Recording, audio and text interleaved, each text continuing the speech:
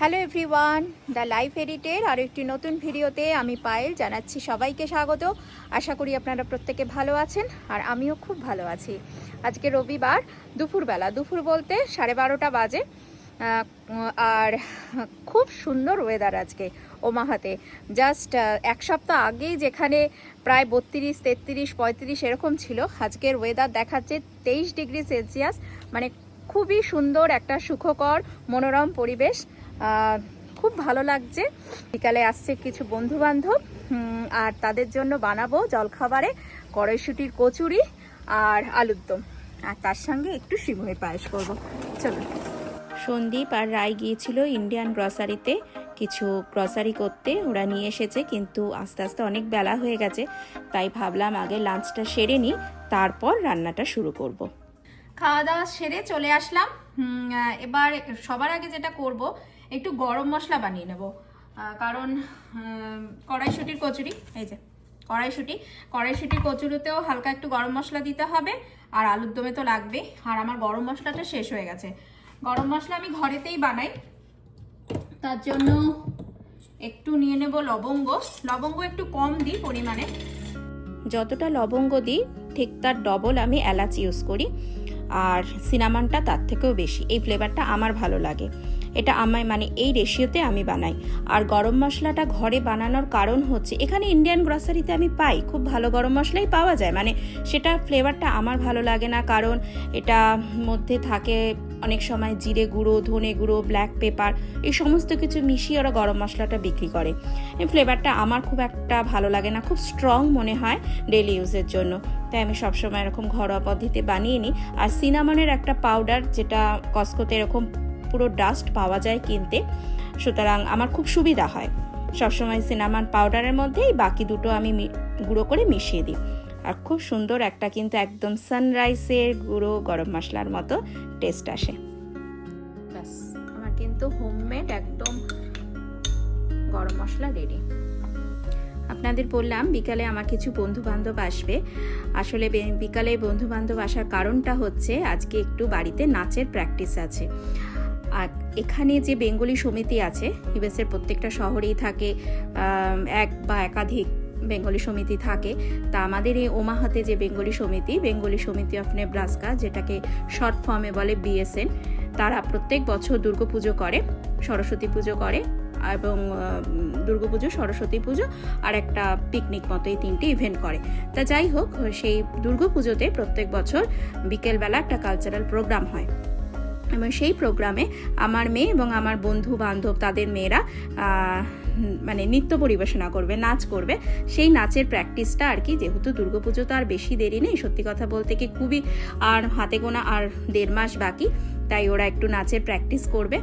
তা কি হয়, মানে প্রত্যেক সপ্তাহে যদি সবাই একজনের বাড়িতেই হয় তাহলে খুব প্রবলেম হয়ে যায়, তাই আমরা নিজেদের মধ্যে কথা বলে একটু ঠিক করে নিয়েছি যে এই সপ্তাহে আমার বাড়িতে হবে, তো পরের সপ্তাহে আরেকজনের বাড়িতে হবে, এরকম করে আর কি আমরা প্র্যাকটিস করি। সেই প্র্যাকটিস মানে এই সপ্তাহের প্র্যাকটিসের আমাদের বাড়িতে পড়েছে। এদিকে দেখতে দেখতে কিন্তু আমার কচুরি পুরো রেডি, আর পায়েসও রেডি হয়ে গেছে। আর কচুরির সঙ্গে খাওয়ার জন্য আমি একটু আলুর দম করব। আর আলুর দমটা না সেদিনকে আমি একটু অন্যরকমভাবে করেছিলাম, যেরকম আলুটাকে মানে সাদা সাদা রকম হয়েছিল, আর ওর মধ্যে যে মশলাটা আমি ইউজ করেছিলাম সেটা দই, তারপরে কাঁচা লঙ্কা, আদা আর মটরশুঁটি, এই 3টে জিনিস পেস্ট করে আমি গ্রেভিটা বানিয়েছিলাম। আর আলুটাকে ভেজেছিলাম একটু নুন আর গোলমরিচ দিয়ে। খেতে কিন্তু খুব সুন্দর হয়েছিল, যেহেতু মটরশুঁটির কচুরি, আর তার সঙ্গে মটরশুঁটির পেস্ট দিয়ে আলুর দম, খুব মানে দুটো মিলিয়ে কিন্তু খুব ভালো লাগছিল। আর ফোড়নে দিয়েছিলাম একটু সাদা জিরে আর মৌরি, বেশ ফ্লেভারটা একটু অন্যরম হয়েছিল। এটা জাস্ট আমি কোথাও দেখিনি, এটা নিজের মন থেকেই আমি বের করেছি, কিন্তু দেখলাম যে হিট করে গেছে ব্যাপারটা, সবারই ভালো লেগেছে, বন্ধু বান্ধব সবাই কিন্তু খেয়ে খুব ভালো বলেছিল।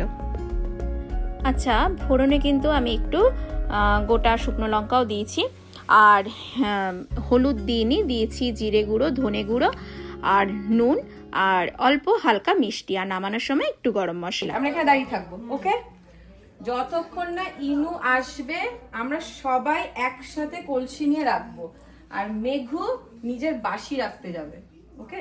আমার ওইদিকে আলুর দম নামেনি, দেখুন আমার সমস্ত বন্ধুরা কিন্তু চলে এসেছে তাদের বাচ্চা কাচ্চা নিয়ে, আর নাচের প্র্যাকটিসও শুরু করে দিয়েছে। আর যারা নাচ করছে না তাদের আমি লাগিয়ে দিয়েছি কচুরিতে, মানে কচুরির পুর ভরার কাজে।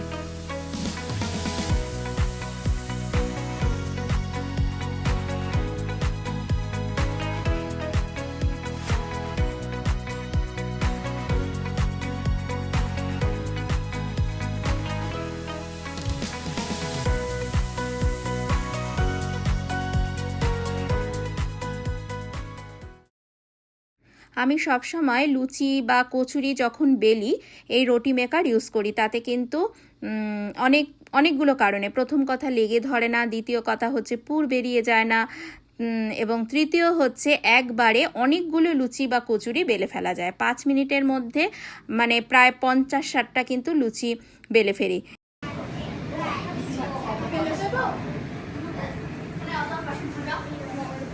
কেমন হয়েছে? দারুন দারুন, দুর্ধর্ষ। আমি কি সাইজটাও দেখাবো? বাটুরার সাইজ দারুণ হয়েছে। 22টা ভালো হয়েছে, দারুণ। আমরা যখন ছোট ছিলাম লুচি তরকারি খেতে, কচুরি খেতে আমরা কত ভালোবাসতাম, কিন্তু এখন বাচ্চারা আর ভালোবাসে না। এখন ওদের খালি পিৎজা চাই, বার্গার চাই। তাই বাচ্চাদের জন্য একটু পিৎজা আনিয়েছিলাম, ওটাই ওরা খুশি মনে খায়। আর এখানে ইনি হচ্ছেন আমার এক বন্ধু প্রজ্ঞা, তার মা কলকাতা থেকে এসেছেন মেয়ের কাছে ঘুরতে সামারে। আমার খুব ভালো লাগছে, এর জন্যই ভালো লাগছে যে বাড়িতে একটা মা ব্যাপার, মানে মা রয়েছে। আমরা তো এখানে পাই না এরকম যে মা বাবা থাকে, তাই কারুর মা বাবা আসলে কিন্তু সেটা আমাদেরও খুব ভালো লাগে। সেদিনের সন্ধ্যাটা খুব সুন্দর কেটেছিল, খাওয়া দাওয়া, আড্ডা, বন্ধু বান্ধব সব মিলিয়ে দারুণ ছিল। আপনাদের কেমন লাগলো আজকের ভিডিও অবশ্যই কমেন্ট করে জানাবেন। যদি ভালো লাগে লাইক কমেন্ট শেয়ার করবেন, আর আমার চ্যানেল দ্য লাইফ এডিটকে সাবস্ক্রাইব করে আমার পাশে থাকবেন। দেখা হচ্ছে পরের ভিডিওতে, ততক্ষণের জন্য টাটা।